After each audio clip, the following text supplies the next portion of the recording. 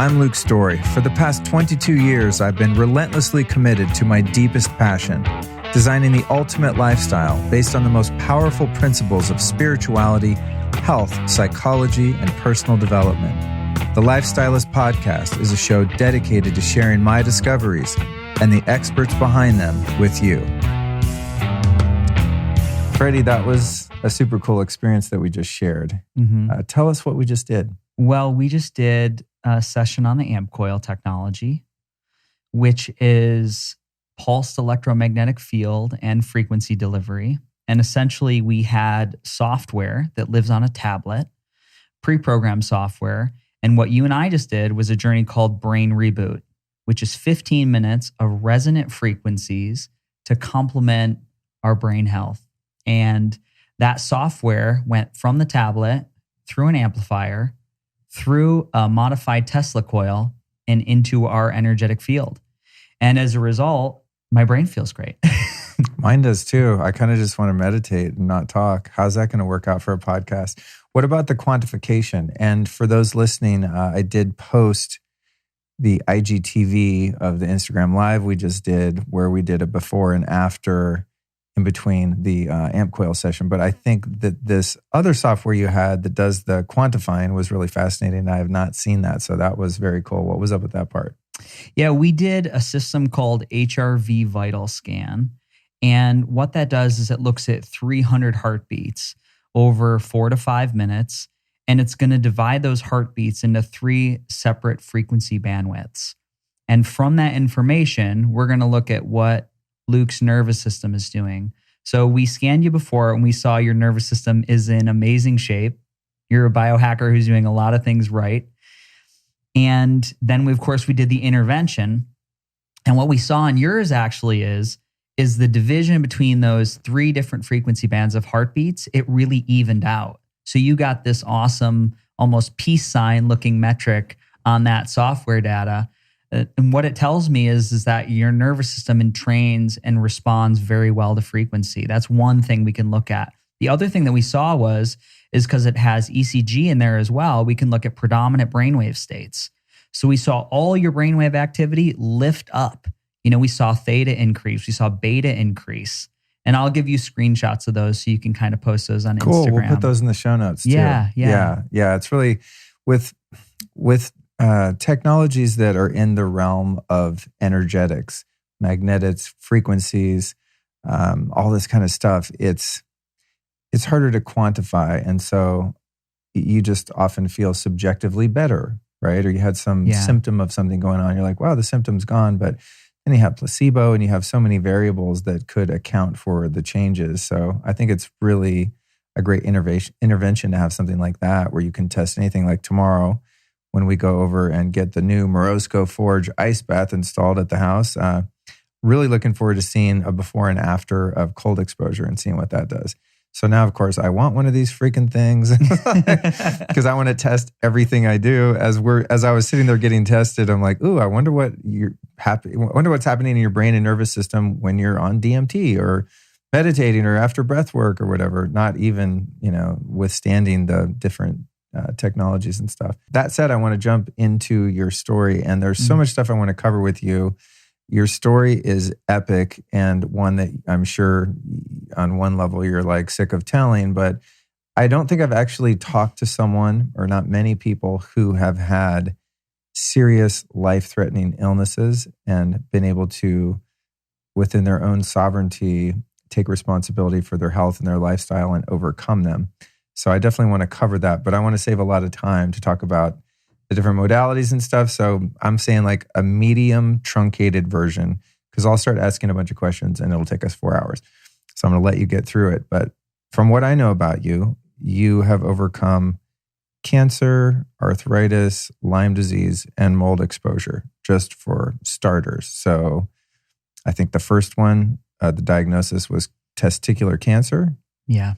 Which for the men listening would probably be the worst. I think that would be perhaps the scariest. What was that like when you discovered that, and what were some of the steps along the way to being sitting here with me as a healthy guy? Yeah, it is a story, and I will tell the truncated version. as a man, like you said, it's one of the scariest things in the world. The diagnosis of cancer came as a result of me ignoring certain symptoms that were happening in my body, chronic pain for almost 3 years before. And I had actually found in a self-examination a very, very small nodule on my left testicle. And at the time, I was 26 years old. I went and saw a doctor, and this practitioner said, cancer isn't painful. Don't worry about it. It's probably just an infection. And I took that information and I just ignored it. I probably waited 4 months. Cut to the fact where I wake up in the morning, I can barely stand, and I'm hunched over, and I stumble into the emergency room. And after about, almost a 7.5 hour day of seeing urologists from the ER, different scans, sonograms, I find myself in a room. This is the craziest diagnosis story ever. And I'm sitting on a table and I passed out because I was so tired. And the stress of being in a hospital all day. I had a doctor walk into the room with all of these attendees behind him. There's like 5 people, and they don't look at me. And he turns to the attendees, and the doctor's reading off a clipboard, and he said, "This is a male with advanced testicular cancer." And that's how I heard that I had that disease state. And it was like one of those moments where the room goes totally dark. Have you ever been at a really noisy pool party in the summer where there's like kids screaming and music, and you get pushed in the pool and the sound's like, zoom. That was like this moment of eternity. And I'll never forget that. And I ran out of the room, and I called my dad. I had to tell my dad at 26 years old that I had cancer. For some reason, there was a lot of shame. I was like, oh my God, I knew about this 4 months ago. I was so irresponsible. I didn't follow the proper protocols of following up. And I was immediately on a plane home to my parents' town. I'm flying back home to mom and dad. We go straight to the emergency room, and it's like surgery and a diagnosis. They found that the testicular cancer had spread to 11 tumors in my abdomen. So I'm sitting there in a hospital bed, 26, and I'm looking at the screen with all these spots all over it. And it's incredible. I don't know how I'm making it through at this point, but it was just a surreal experience of just having reality hit you like wave after wave after wave. And they said, "Listen, Freddie, you've got a tumor growing around the vena cava going to your heart, around your left kidney. This is metastatic cancer. We're gonna do everything we can to save your life." I had wonderful doctors. I had a doctor that, as we wheeled into that first surgery, he literally sat me down. He slapped Lance Armstrong's book on my lap, and he just grabbed my hand. He's like, "You are not going to die. You're going to be great." And I trusted that doctor. I remember those words. They were like, boom, like a movie in your mind. And that walked me through all the chemotherapy you could do for this cancer. When we looked at everything, when we were done, the cancer wasn't gone. They said, "Great, we got a plan B. We're going to cut from sternum to pelvis. We're going to take out all your organs. We're going to clip away the cancer in your lymph nodes. We're going to put everything back. We'll zip you back up, and you're going to be good to go." And I went through that experience, and it was, waking up from something like that surgery, it was one of those moments you really have this, again, hit by a brick wall. I am a mortal human being. I woke up and I was in so much pain. It was beyond. And I was incapacitated. I couldn't walk. I had tubes in my mouth, tubes in my penis. Everywhere there's a tube, there's a hole. Intravenously fed food, And that experience went on for 10 or 12 days in this emergency room situation. And it was in that state that this is an amazing story. I'm going to sum it up to the cancer experience.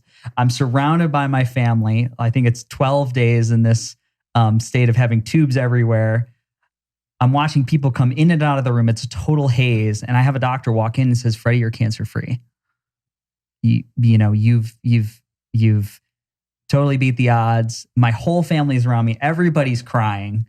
It was like one of these things, if you can imagine being on the top of Mount Everest And that was the cancer experience. That was going forward. At this point, this is where I imagined my brain, living at home again, learning to walk, learning to shower, that I'm going to call Oprah and I'm going to write a book and I'm going to be that poster child for testicular cancer, and everything's going to be great. And that wasn't my experience. My experience is that all that scar tissue from that surgery started to grow back really quick. And so I would find myself every 2 months, every 4 months, rushed to the emergency room where they would be cutting open my belly again, taking out a foot of small bowel, stitching me back up. And this went on. This is like 2007. I had surgeries up to 2015. So you can imagine the trauma and the chronic pain and the fatigue that goes along with putting your body through that much. Through this time, it was discovering that I had Lyme disease. I had a horrible mold exposure. I had high Epstein-Barr. I had mercury toxicity. As you do, you start trying to put together all these pieces of why my body keeps falling back into dysfunction. So it was this incredible road of discovery and really starting to look outside of what the allopathic medicine model was offering me and starting to go to the fringe. And that's why we're sitting here today, because we have a lot in common about the biohacking world and oxygen and breath work and plant medicine. And all these things that I did were out of necessity just to be able to be here in a chair with you having a conversation. Wow, dude. So at this point, I mean, based on the amount of output you do with your coaching and content creation, your podcast, you have hella energy since we've been here today.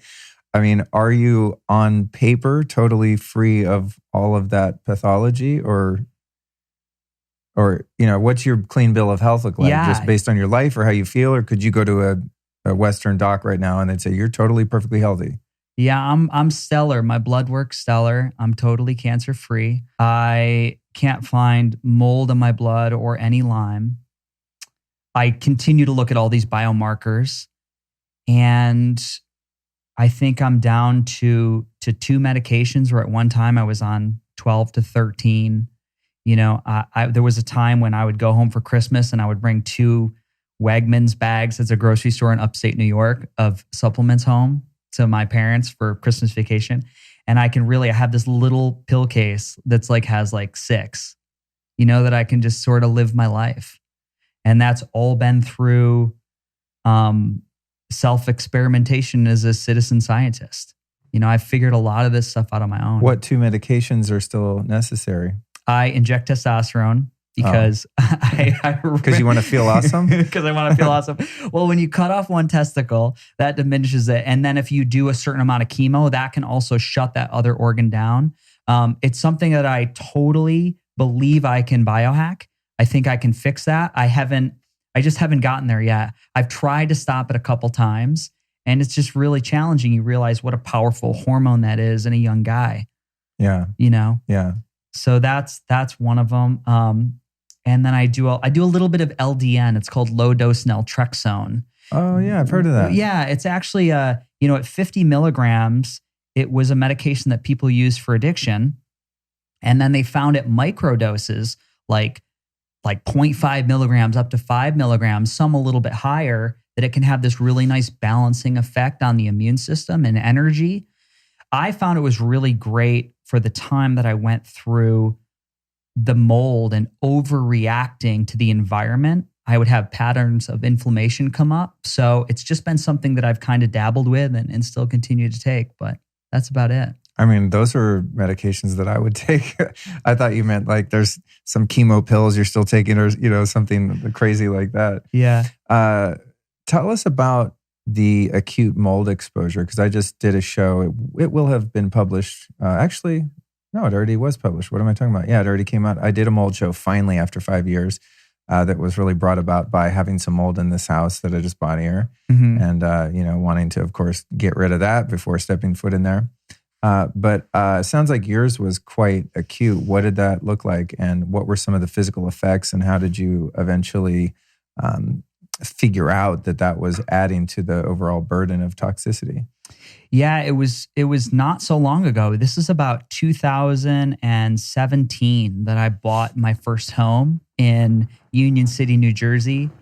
And I lived there for about a year, and I would have this experience where every time it would rain, and of course, like you, I had redone the home. I ripped out the floors and put in bamboo. I had my Murphy beds that flipped up. So I had yoga studios and a place to record the podcast. When it would rain, I would get water leakage underneath the floorboards. And this kind of went on for an hour. And I had so many contractors over to look at it. Nobody could find these leaks.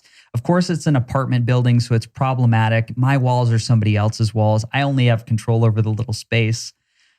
And I started to become where I had achieved a decent level of like robust health and energy. I started to have these weird symptoms come back. I felt like I lost ground with food sensitivities.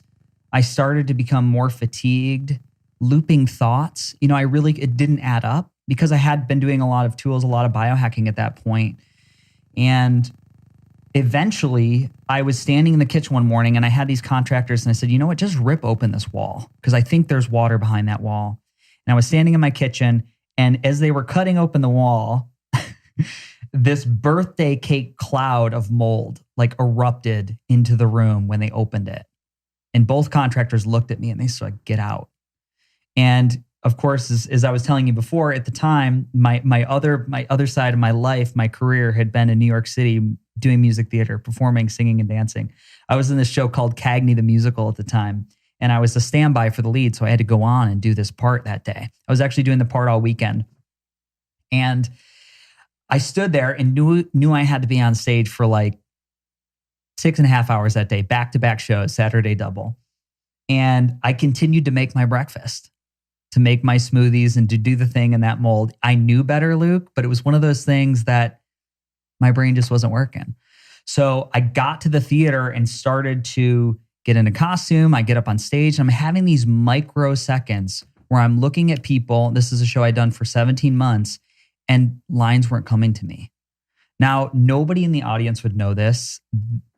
They were microseconds, but it was like I'm having these Alzheimer's moments throughout the day. And after that situation, after that initial exposure, my health just started to tank. I could no longer go into some mold exposure, what it felt like in my body. If I walked into Target and was in the fluorescent lights and I would walk down the aisle of cleaning supplies, I would cry. I would be so sensitive to the chemicals. I actually saw a really good family friend in Target one time and I was like bawling. They're like, I'm buying paper towels, I'm buying cleaning supplies, I'm trying to get bags to get all my clothes in. And I just had no control over my emotions. My skin erupted with all these I had like acne on my legs, incredible depression, incredible mood swings. I always say, God bless my partner at the time, Allie, who was with me, because she just bore the brunt of this, for all intents and purposes. I would just have these terrible, almost like rage. My brain just wasn't working. And I saw so many mold specialists. I paid to see the best doctors around New York City and did all the tests. I did a mycotoxin test where they measure your pee, Great Plains Laboratories. And I had all of these mycotoxins, like 8 times the normal limit in my urine, which tells you that there's an active colonization in the body. Whoa. Yeah. So it's not just the exposure, it actually got in your body and grew? You can have colonies in your nasal cavity, almost like a mothball that's recolonizing through the body. People don't really realize how expansive these cavities are in the nasal passage. And so the mold levels weren't going down. And I was doing heavy pharmaceuticals. I was doing amphotericin B, like these nasal flushes. My nose would bleed because it was so volatile and so terrible. And it's kind of around this time, this mold exposure, I was using all the tools that I had. I had an ozone machine. I had an infrared sauna. I imagine I probably would have been hospitalized if I didn't have these tools. And I've had people tell me that the levels of mold, they couldn't believe I was functioning or, singing and dancing at the time. And it was around this time that I was just, I was walking on a treadmill at the gym, trying to clear my thoughts. And I had this podcast pop up from the Better Health guy. And it was about a technology called AmpCoil. And I just remember listening to all these theories about frequency and magnetics and bioresonance. And I got off the treadmill, I pulled out my credit card and I walked to the corner of the gym and I bought it. Really? Yeah. Wow. I was so desperate for something to help my body, and my energy was so low. And they kept talking about energy and magnetism and what magnetism does for the smallest unit in the body, the cell. And I was just feeling each step on that. It was actually a Stairmaster, truth be told. It was so hard and arduous that I felt like I was in real trouble. I was really at a point where I was just scared. So that was a huge turning point for me. And it was an intervention that I did within like 3 months. My energy and access to word recall was back to normal. Wow. Wild, man. Yeah. I'm familiar, as you know, with the AmpCoil. I've had one for a few years. Sure. Did a couple shows with the founders a few years ago now, actually, because I'm coming up on 6 years of this show. So some people will have heard of it. Some people will not.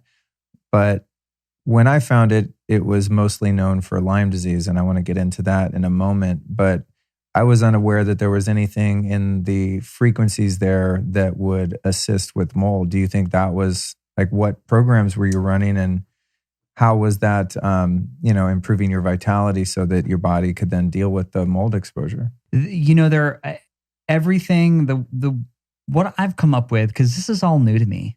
I bought my AmpCoil 2 years ago. And as much as I was a functional medicine health coach and a cancer survivor and a biohacker, understanding and getting into this world of vibration and frequency was very new. So it seems like this, when I think of frequency, I think of Star Trek. Like you're going to hold a tricorder over somebody's kidney and you're going to heal it. Like there's this ray. And what I've come to understand is that, and it sounds sort of cliche, is that everything is frequency. Everything's a vibration. The microphone or the wood or my pants or the knee or my teeth. It's all just a different oscillating pattern. And even the space between us is a different vibration, and it's all connected. So you could look at something like mold or a sore knee as a distortion. It could be like a distorted frequency. Another cool way to think about it is like an orchestra of 100 instruments, and you have this horrible out-of-tune tuba. Like you don't kick the tuba out. You're like, you leave, you suck. No, you'd give him some direction. Maybe you'd tune up the instrument, and then you've got a beautiful sound again. So that's the way I look at it. That's the way I think about it and understand it, and have really found clarity around what it is. And so mold has a frequency. It's got a resonance. And in the human energetic field, it's a distortion. So we would want to give that distorted frequency, we would want to harmonize it with a good one. And the other thing that I've come to understand is like what drives our body are our organs and organ systems and cell-to-cell communication. You talk a lot about this with light, that cells communicate through light. And we can measure the light coming off the body with like GDP photography. If you've looked at all that, there's a device called I think it's BioWell, which looks at the energetic print of the body, but it scans it and it looks at it and can have an image because we give off light. So knowing how the body communicates through light and bioresonance and vibration, and that all the organ systems need to talk to each other. I think the cool thing about the coil, what I started doing is, and I'm as guilty as the next person of opening a box and not wanting to read the directions and wanting to push play.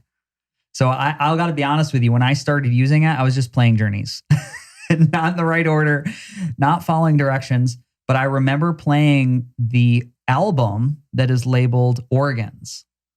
And so I would know that with all my surgeries and stuff and my trend towards stagnation, I would play liver, the song for liver, or gallbladder, or large intestine. So I started doing that, or heart, I was started doing that a lot. And then I would just, on this software menu, if you will, there's journeys that complement a different state of being. So relax all.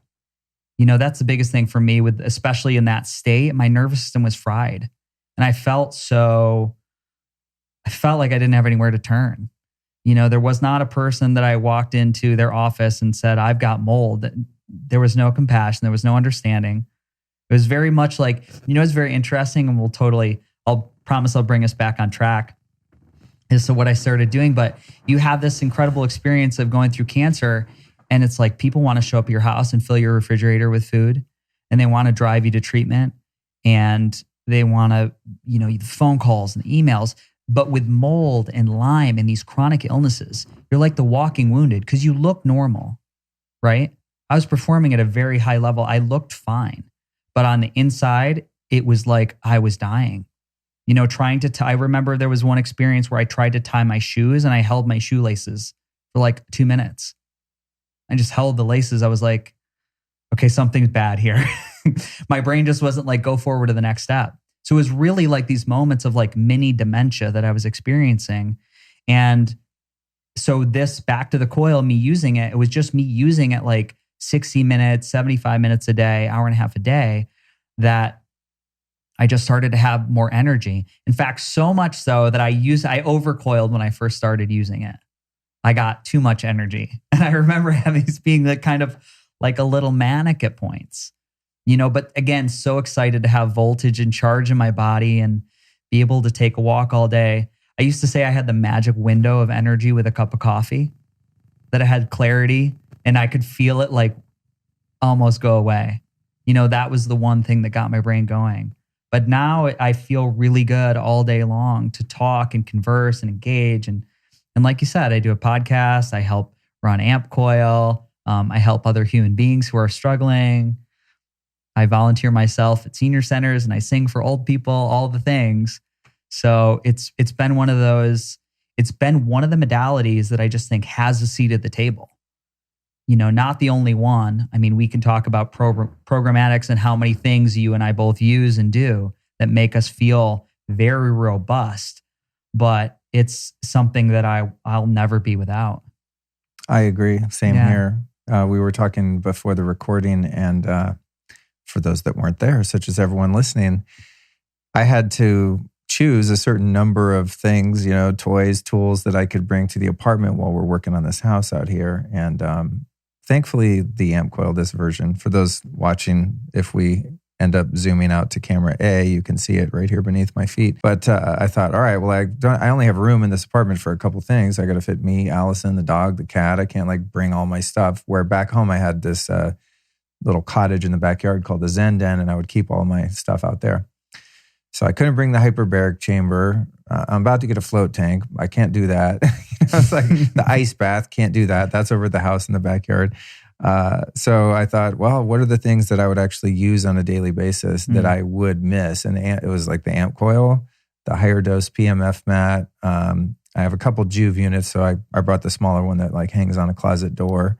And I think that's pretty much it. Those are the things that I felt like I really needed to support this very potentially stressful time, which I'm transmuting into a really fun and exciting time, but it's a lot. There's a lot because I'm working and all that. And I can't, honestly, I would be really bummed without the AmpCoil. I got the biocharger, which I love too, but it's really big and I just didn't have room for it. So that's at the garage in the house, and will be put together soon. The construction guys like keep walking by. What is that thing? I'm like, you wouldn't understand. When I get it hooked up and you guys are tired, come see me and I'll blast your cells with a bunch of energy. But yeah, I agree, man. It's one of those innovations that is just part of a day-to-day practice, you know. And when I got mine, I did much the same way. I just wanted something that would calm my nervous system down. I didn't have Lyme disease. I didn't have parasites, mold, any of the other things that it's really useful for. I just noticed the very first time I used the AmpCoil, I happened to be in a extremely excited fight or flight state at the time. I was going through a lot of emotional turmoil around a relationship, and I drove way out to the valley where someone owned one. And I don't even know what journey she ran for me, but I just know I went into like the deepest theta relaxed space for a couple hours. I mean, I got really knocked down, I think, because I was in such bad shape. And from that moment on, I was sold. But then when I found out that it had so much to do with the Lyme community, and as I've told you and talked about on the show, my mom, we think, has had Lyme for a very long time. I'm not exactly sure at this point. I want to get into that. But that's when I really became invested, and I started going up to the AmpCoil summits they used to have in Tahoe. And I was like, is this thing real? Because like, it's really hard to handle Lyme. Like most stuff that people try doesn't work long term. People do ozone, they do, Rife generators, this kind of stuff. But I've met very few people who are like, yeah, I had full-on Lyme and now I don't. It's just kind of one of those things people really struggle with. Going to those summits and meeting so many people not affiliated with the company at all, but just there to like celebrate and shout from the rooftop that they had been sick for 5 years, for 4 years, for 10 years, couldn't work, got divorced. Like their whole lives have been decimated by this particular illness, and they're living their best life. And the only thing they did differently was putting this freaking magnetic coil on themselves every day and running these different frequencies. So that really got my attention, which brings me back to, it's like your story of, I don't call it like surviving these things because you're very much thriving, like your story of thriving through the cancer, through the mold, and the arthritic conditions that came with all of that, and all the pain and all the meds and all the stuff you've been through. I mean, it's really quite incredible. But I think one of the ones that's most fascinating to me is the Lyme part. Like, talk about having to have the mental and emotional fortitude and attitudinal prowess to make it through cancer and be like, woohoo, I'm a cancer survivor. I'm going to go out and spread the good word. And then psych, you got mold exposure, double psych, and you've got Lyme. I mean, it's like the worst possible trifecta I can think of. So when did Lyme come in? What is it? What's up with the ticks, the co-infections, like the whole shit? Give me the Lyme breakdown. Yeah, I'll give you my Lyme breakdown. Again, not a medical professional, just a citizen scientist who's been super passionate about this. I think most Lyme patients are the most educated human beings on the planet when it comes to everything you just mentioned. We often go to practitioners and we know more than they do. That's always been my experience. And, I grew up in upstate New York. I grew up on a farm. I grew up doing Western rodeo. Oh, really? Yeah. I spent a lot of time at rodeos with my dad as a kid. Yeah, no, I remember I listened to your first episode and I was like, oh my goodness, I got dragged around rodeos. My dad was a team roper and really? I did like breakaway calf roping, no everything. Way. I mean, now I look back and it was fun. It was a great community. Yeah. It was amazing. I love, horses are beautiful animals. In retrospect, I feel bad for like the poor calves that grew up. I concur. Do you know what I mean? Totally. But that was my experience. And so I was very much like a farm boy. And I can only imagine, growing up in barns with an old farmhouse and ticks everywhere. And I've got to imagine that at some point in my childhood that I was exposed. And when I moved to the city to like go after being a professional singer and dancer and Broadway human being, I moved to the city a month after 9/11 and the city was still smoking. I remember driving into Manhattan and it was like fireflies over the city. It was helicopters, just swarming the city. I'll never forget that driving in New York. And I set down my bags and I started like hunting for a job like day one. I think I had $387. And I remember being on the subway and going to auditions and looking for work, and the energy of the people around that city at that time was so intense. And I would come home from the day of looking for work and I would get in the shower and I would just like cry. And I didn't tell anybody about it. And I wasn't an outwardly overly emotional person, pretty bottled. We used the term cowboy up when I was a little kid. So I would just have these releases, these emotional releases. And it was actually like the symptoms of mold and the pain. I woke up one morning like that very, very early on. This is in 2001. And I was 23. I ate Advil and indomethacin, painkillers, just kept escalating until I was diagnosed with cancer. So that inflammatory response, that pattern. And, for me, what Lyme was like my knees felt like watermelons. I couldn't hold a coffee. My hands hurt to like grip a coffee cup.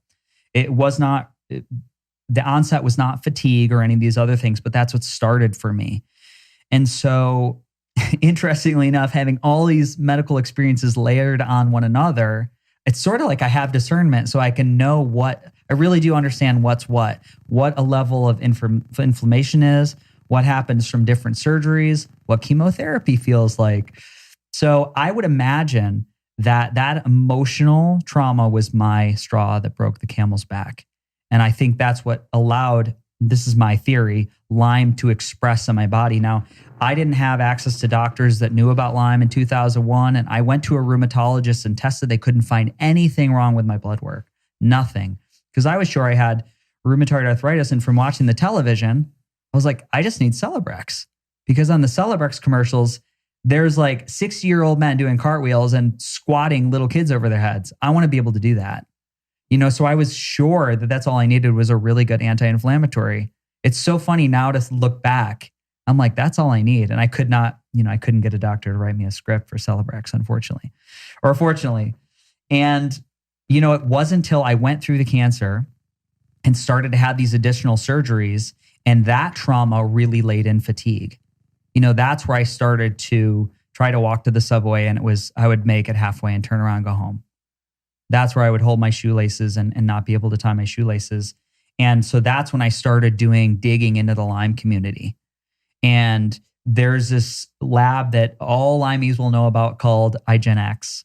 iGenX Labs is where you send your blood. And if you get a number of bands right in the blood work, you'll get a positive Lyme diagnosis. So that's what I did to learn that I had Lyme. Is that still the gold standard for Lyme testing? It's one of them. There's a company in Germany now. There's a new test that they're working on. A woman I've had on my podcast, Holly Ahern, who is she's developing an immune signature test, which will basically say if you've had Lyme, if you've ever had Lyme, how you fought Lyme, what co-infections. So that's going to come out soon. I think within the next year. They're working with the administrative bodies at B to see how that test comes out and if it's covered under insurance. Right now, the iGenX test at the time was $1,200. For me, that was a fortune. I mean, I really wrestled with that. It was like I had nothing. So I know, and that's just the test, right? That's the test. It's not the treatment, because then it's like you spend the money. You're like, I think I probably have Lyme. You drop the $1,200. It's like, no, you're clean. Great. It's like, now what? Because now you're going to have to go do more testing to figure out what it is. Yeah. So you start reading, and you learn that Lyme is just there's so many things that cause Lyme. I was listening to Dr. Rawls talk, who is a very famous herbalist that has a protocol. And he talks about that there's 241 microbes in a tick, all that could cause symptoms of Lyme. Oh, really? So the idea that we know, and basically this keeps coming out that we really don't know. All these vector-borne illnesses that would come from an insect that could give you the same type of symptoms. We talk about Borrelia, or you hear Bartonella or Rickettsia, all these different families of Lyme and Lyme co-infections, but we really don't know. So I started jumping into this world of, for 3 years, I did antibiotics. You can imagine what that did for my gut. And after that, it was like to the herbal protocols. There's a gentleman called Stephen Berner. I did that whole protocol. And then there's the Cowden protocol, which is taking so many microdosing of herbs all day, every day. Again, very, very expensive protocols. And then I got into the world of ozone treatment. I saw a guy in New York City who was doing this direct injective ozone therapy, which is fascinating experience. And everything would move the needle for me a little bit, but then I always would slide back. I could never hold the sustained improvements. And that's been the big difference over the last 2.5 years. I feel like I put together this protocol of things where I can finally feel where I'm maintaining my gains. And that was maddening. And that was, Luke, that was over 10 years of forward and back and forward and back. And I really did everything. The stem cells, the PRP injections, ozone therapy, hyperbaric chambers, liver flushes, gallbladder flushes.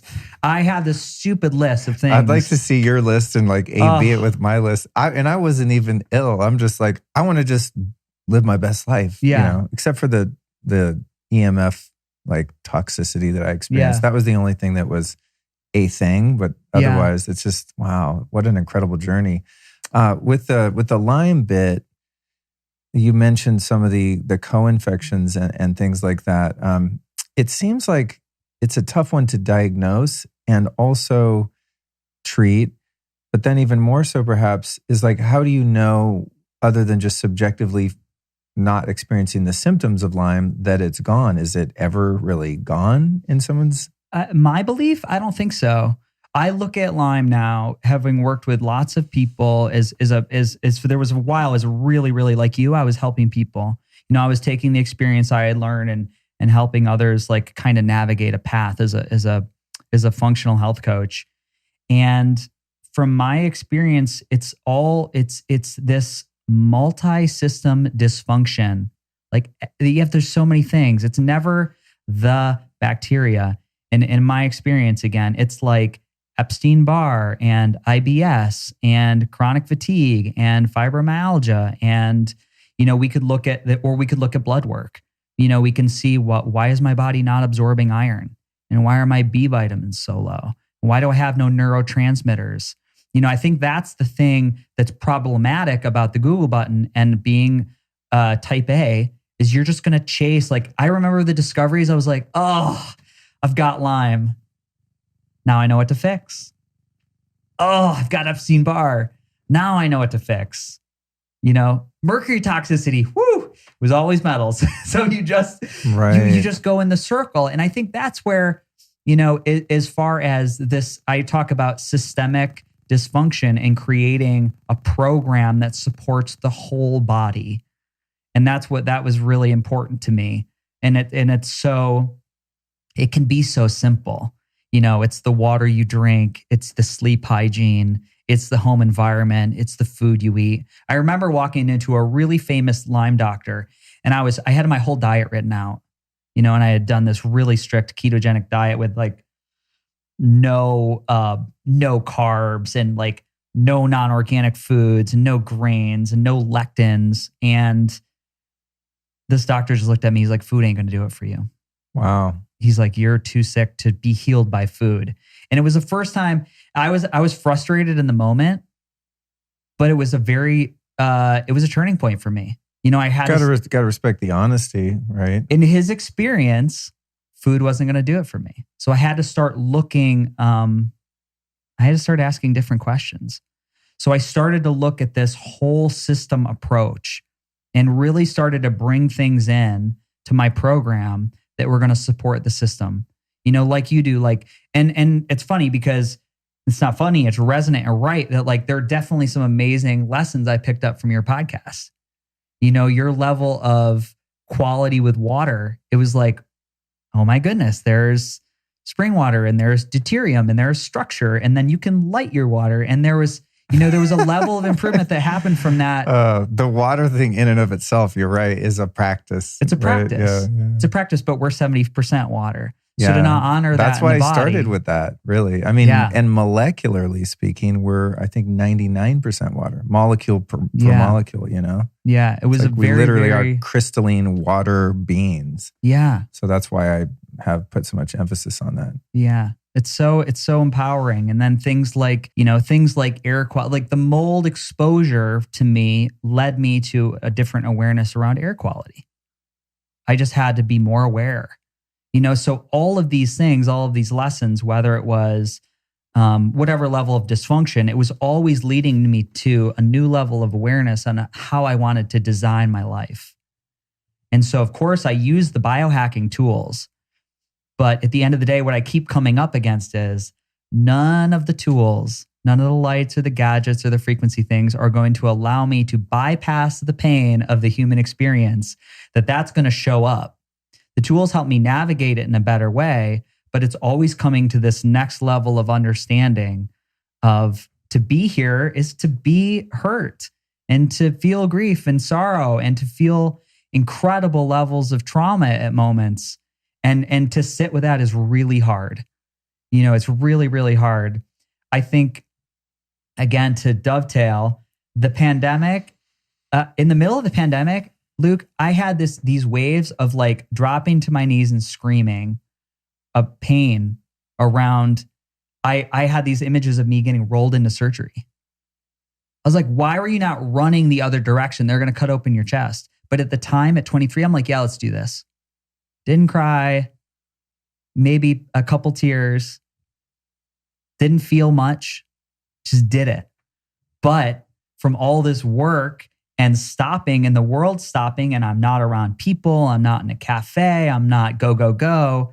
It caught me, and it was palpable and real. And it was like 2 months, and me reaching out to everybody in my circle, EMDR therapists and spiritual coaches, my really good go-to spiritual coach, Kathy Wheelahan and Lori Young. They've run this program called Be Love Now. They do self-guiding spiritual healing principles. Like, I had all these people in my network that I was like, I'm deteriorating, and luckily I had these resources to help me work through the grief. On the other side of it, it's beautiful. Well, that's something I actually wanted to cover, and thank you for just naturally taking us there.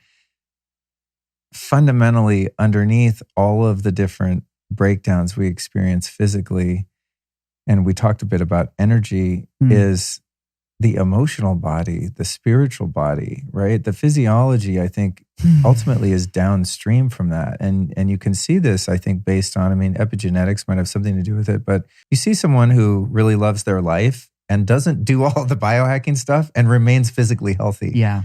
Right? Or maybe someone that hasn't experienced abject physical or emotional trauma, or they've just worked on their attitude enough where they maintain their vitality and some degree of longevity, right?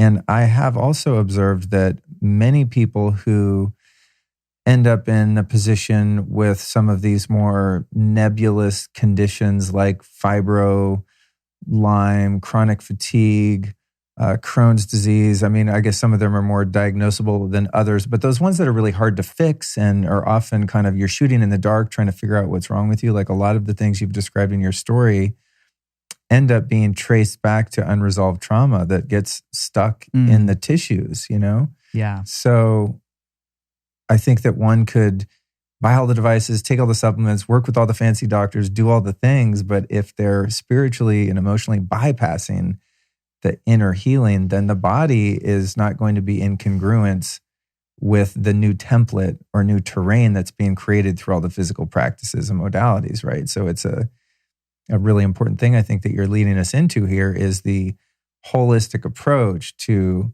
not just the physical health and thinking that that's the ultimate goal, but rather health of the whole being. And sometimes it takes something like a COVID lockdown to, stick us in our flat going, oh man, I skipped a few steps. Or, maybe you're so focused on the lowest hanging fruit, which is the physical pain in your joints and the pain that you're going through, that of course you're going to work on that and not be like, let me think about my childhood, right? It's like, you don't think about that until you hit another wall. And that's been my story the whole way through, even though I haven't had any of these strange diseases per se, I have had so many emotional and mental health issues throughout the course of my life that I actually started with that and then realized afterward, like, oh man, my body's kind of trash from all the abuse that I gave it early in life. Yeah. And then, that kind of goes in cycles and I'm ending up in this place of you just have to do all the things, But the attitude that you were able to maintain through all of this is what really impresses me. And I think in addition to your dedication to the physical practices and habits and lifestyle changes, is this inherent upbeat attitude that you have. So where did that attitude come from? How have you cultivated that? And what would you recommend to someone who is in your position that's like tried all of the healing techniques and nothing's working and they're perpetually trapped in that negative tailspin of emotional pain? Yeah. I think that the first thing is to just validate. Like, I want to validate to anybody who feels like they have chronic fatigue or Lyme and you can't get up off the couch, that's real. And I think that's for a long time. What kept me from moving forward was not being seen or heard. Because with each office that I walked into and that experience wasn't validated, I got more angry and I contracted. And I would, you can own that. You can be that angry guy. You can carry that anger with you all the time, and you've got to set that down at some point. And that dysfunction of the mitochondria is real. You get to a certain level of toxicity and there's no voltage going to your cells. Your little nanomotors aren't breaking apart adenosine triphosphate to make energy. Whatever that reason is it could be very, very real. For me, the programming of how I roll with these things is a little DNA for sure. There's something in my soul that is programmed for joy. Even going through chemotherapy, I was having fun with people next to me. Even oh my God, I remember the nurse. I remember the first shower I had to take, like after that surgery where they cut open my chest, and it was this beautiful nurse was showering me, and I was like the whole time I'm like trying to put out the vibe still. But I look like E.T., when E.T. washed up in the river and he's just all white. I was just a mess. But I was still having like these moments of joy where I was like, this beautiful girl. And I'm like, oh yeah, you look like death right now. So I've always been able to find whatever it was, like a little bit of joy in the experience. And I think the older I get, the more I lay into that. And I trust that that's a good thing. That's a good trait. I think that cultivating that is just, for me, it's been slowing down. And it's been the really, really simple things like starting my day with a journal and writing. Seriously, I just flew to Austin and like grabbed a hotel, and I'm eating out of a grocery store. Like I drove to you, like that for me to sit in that, like this morning, I was like, whoa. I'm going to do a podcast with Luke Story. Driving myself. I can go to the bathroom. I can eat any food I want to eat. I mean, the victories in that alone this morning are incredible. And so even to sit with that for 5 minutes in my journal this morning, it's enough to make you cry. I'm like, I get to live another day, the blessing of life. And for whatever reason, my story was that my soul needed to go through all of those things to get to this spot. I'm grateful for that, even though they were very, very, very painful. And I'm still processing that pain. I can literally feel my heart right now, like talking about it all. And it's very raw, totally on the brink of tears, but I'm not going to cry on your podcast. But I can feel. I cry on like every other podcast. I can feel where it's like my heart is. You'd like be right in place. Where they're like, dude, you just let out a lot of stuff right now. Like take a breath for a minute, and just honor that. So honoring where you've been, taking these moments. I know it sounds so simplistic, but taking moments of gratitude. I think if my advice to anybody else going through this experience of chronic illness is to really see where you can find answers inside yourself. I went for so long for going outside of myself for information and answers, when at the end of the day, most things I do are intuitive. I do a little muscle testing. I'll put my hand on my heart and I'll just, I say, and if I do this little silly exercise where I'll just say yes, I'll close my eyes. And if I rock forward, that means my yes is, I'm forward. I'm leaning into a yes. And if I say no, I'll rock backwards. And I can tell myself like I'm an even keel right there. So I'll literally like pick up food in the grocery store. I'll be like, yes.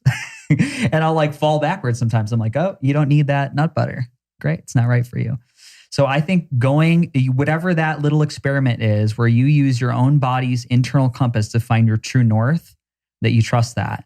Because I find that with a lot of these, in this experience of me working with AmpCoil to make this technology accessible to more people in a better way, I talk to people all week long that have this same story. It's an incredible job. Can you imagine? You're incredibly well suited for it. Right? I mean, can you imagine talking like literally like 10 to 15 phone calls a week where a parent says, all my children have Lyme and we're all sick and my one child's bedridden and I'm on disability and I have no money. Like you hear this story a lot, right? This gap is ridiculous in this world. It's just crazy. We talk about the anger. I always think about this, the anger, why people rise up and do violent things. Is this gap between this unfulfilled promise of your dream life that we thought we were all going to be rock stars and gods in high school. And now we're struggling with these real world problems and we're very angry. And you see this, you hear the story again and again and again. And my advice to people is always, it's like, oh, you need AmpCoil. No, maybe, but I want you to look at, I end up coaching people on the phone. It's terrible. Or offering them education. I write down the assets that you have immediate access to, right? When I talk to somebody, I'm like, what are your simple freebies? Grounding, light, clean water, meditation, sleep hygiene. It's like, let's check all those boxes first. Yeah. And then let's talk about something to come in and do the heavy lifting with magnetics and frequency, which is awesome, but it's got to come in at the right time. And so when you're building this program and you're looking at this from an outside experience and looking and say, oh, maybe I just need this to get better. For me, that's always been a failing equation. When I've jumped at something because it was like, oh, this has got to be the thing to heal me, or I'm giving up. I've really got to, it's been framing it in the right way. So understanding all the things you already have empowerment over in your own life design, life habits, because the life we've designed isn't necessarily complementary to my nice human energetic biofield here. There's a lot of stuff we do. The 40-hour work week, terrible.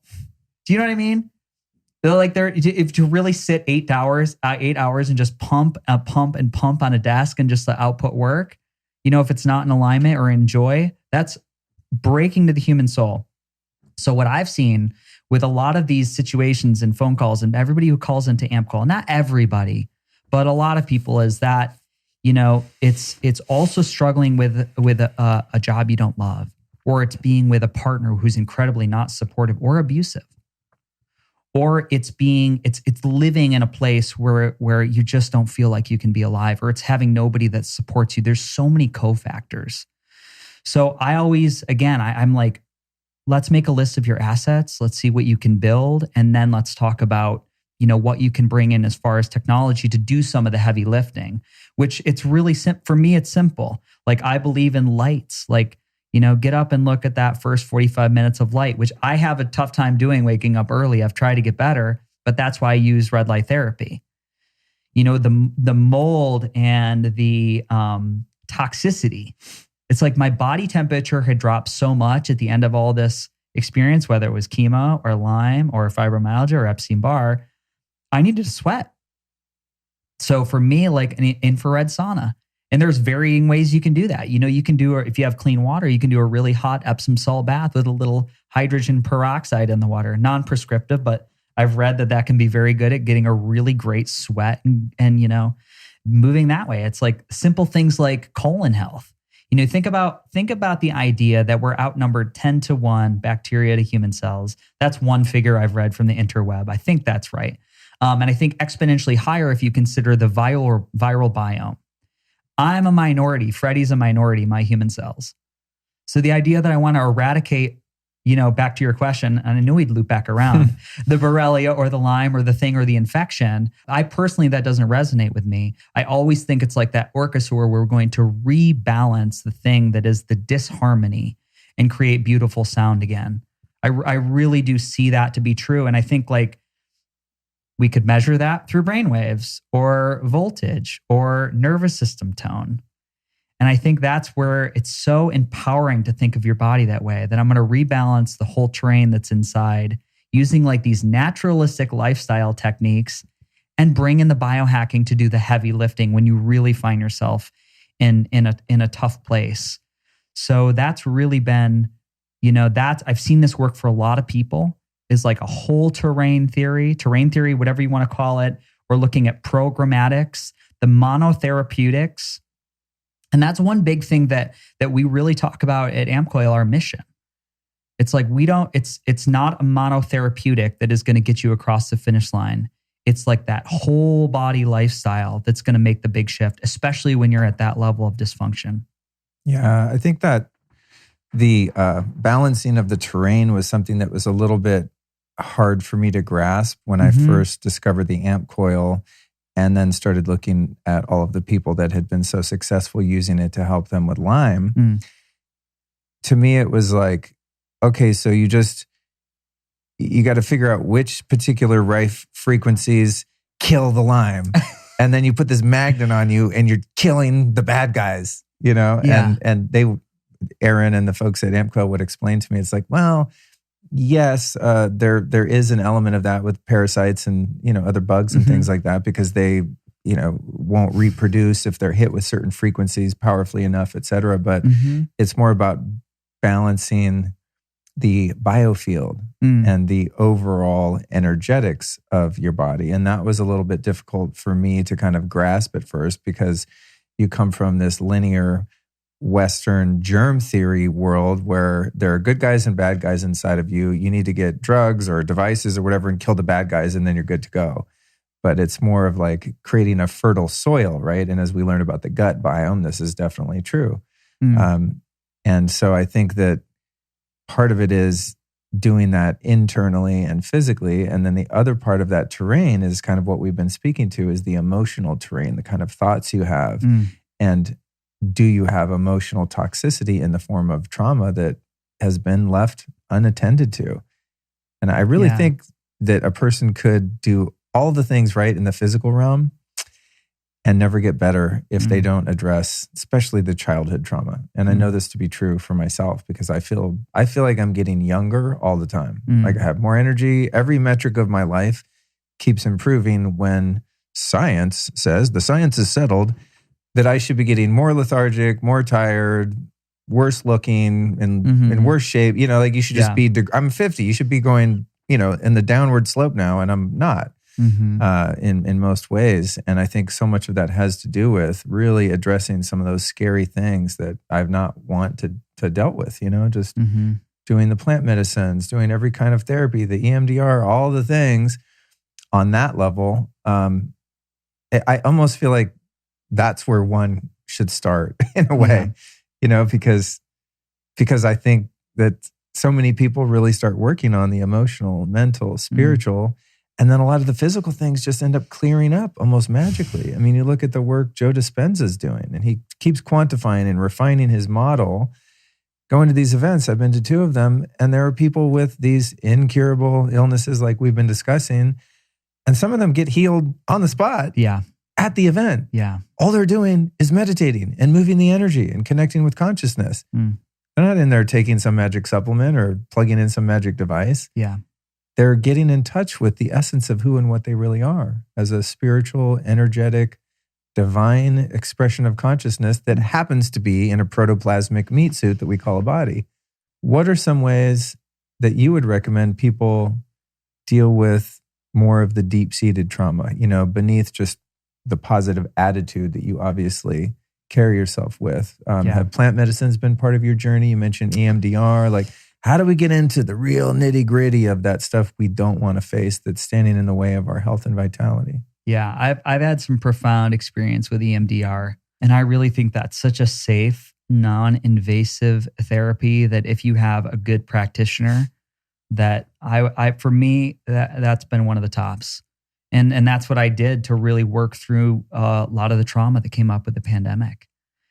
And I had a wonderful coach and a wonderful guide. And I saw the moment. This is going to sound so weird to people, and won't sound weird to you. I saw the moment and the level of doubt and shame that was my cancer in a EMDR session. I saw a lot. The moment I went back to a memory that I unpacked in high school, and it was a relationship, and my self-worth was so low, and I would have rage and anger and felt terrible, and I shut it down. And it was like this lightning bolt came down through my head. And it was amazing because you can actually do EMDR. We were over Zoom. I wasn't even with this woman. It was the most powerful session I was screaming, like this pain was coming out of me. My emotional releases tend to be very, very intense. And it was like this ugly, I call it scrying. because that's what it was. But I had this moment where I saw it. I saw where my body like took a bunch of feelings of shame and self-worth and that I wasn't deserved to of the full spectrum of the human experience, and I packed it down in my heart. And it was like this moment in the middle of the session where I had a lightning channel to source and I saw it. And I like felt it and I took ownership of it and I let it go. And that was it. It was that profound for me. I mean, I felt incredibly different afterwards. It doesn't mean that there's not work left to do. There'll always be layers. But there's this great book I refer to a lot, The Body Keeps the Score, and the body is going to put that emotional trauma or shame or baggage somewhere. It might be in a knee. It might be in a testicle. It might be in hearing loss. It could be in tinnitus. It could be in anything. But we see these improvements happen in the human energetic field and downstream in the chemical body. A gentleman I interviewed from Toronto is talking about that he's went from being legally blind to doubling his field of vision with plant medicine. Wow. Plant medicine, red lights, and peptides. Really? But he's from each intervention, he has measurable shifts from each individual modality.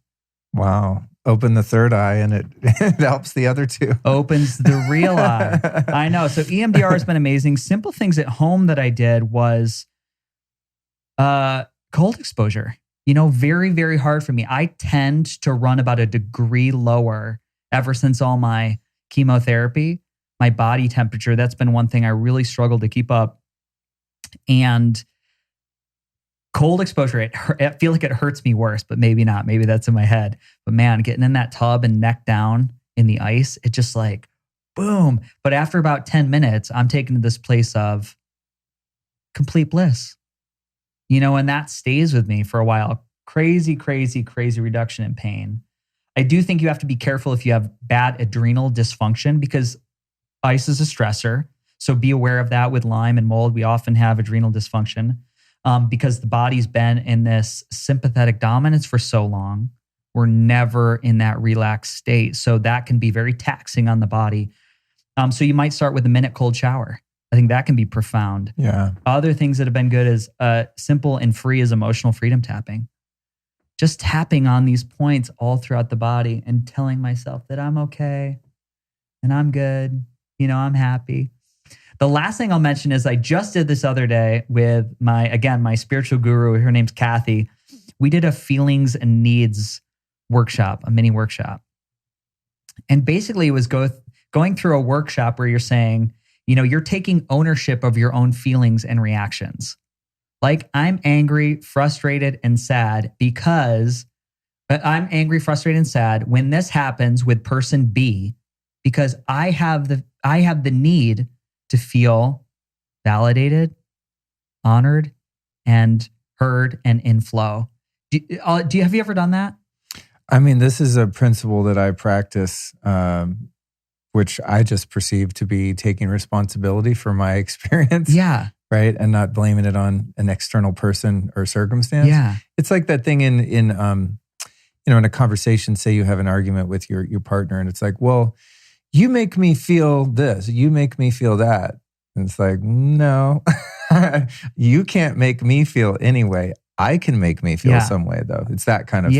Yeah. Yeah. And also just I use a different kind of, it's the same principle, but it kind of, for me, goes back to the fourth step in the 12 steps. Yeah. And when you write the fourth step out, you write, okay, I'm pissed at this person because they screwed me over. And then you look at what your part was. Well, I was kind of selfish because I knew I shouldn't have gotten involved with them, but there was something I wanted, so I did anyway, even though I knew that they were out of integrity, and you kind of own your responsibility.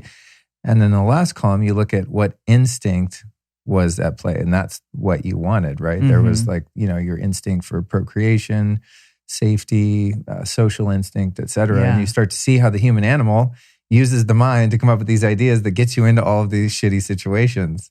Yeah. And it's a great way to take responsibility It's for one. so diffusing. It's empowering too. When you're like, you know what? I'm just going to own this. This probably wouldn't have happened if I didn't make the decisions that I made. And I'm going to use that and learn.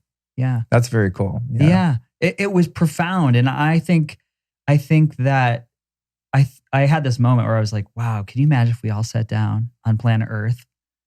Right. They need to make this a rule on Twitter.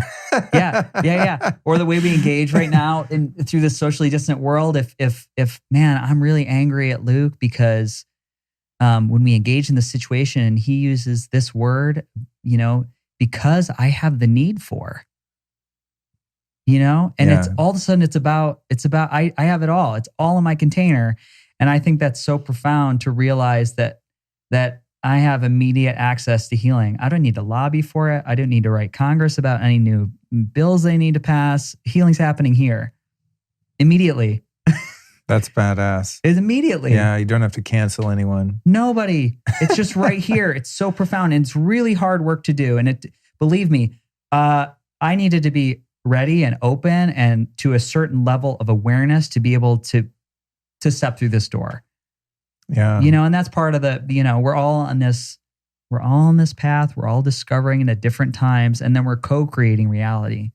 Yeah, man. So that's, and you forget that. You forget that do. as we flip this page, I'm the protagonist of my own ever unfolding story, but like there's lots of other characters in here. And if everybody's out to get you, if everybody's a villain, that's an incredibly, what a scary story to tell. Right. Yeah. Talk about inflammation. Like constant fight or flight experience of life when everyone is perceived as a potential threat or enemy because of the stories we tell ourselves about them. Yeah. The other thing I want to say about inflammation and just, managing some of the traumas, because I went through the experience of going without for so long, with whether it was surgeries, whether it was going through Lyme, there were lots of times where digestive symptoms were like with me every day and all day. And because of that, the foods that I could eat were incredibly diminished. So the little that I could use for nutrients was like, it was like my crack. Do you know what I mean? And so looking at that relationship with food for me, even though I was eating health food, I almost got to a place where I was like orthorexic, where I was so neurotic about the foods that I was eating that for sure, in retrospect and hindsight, I think that really held me back for a while.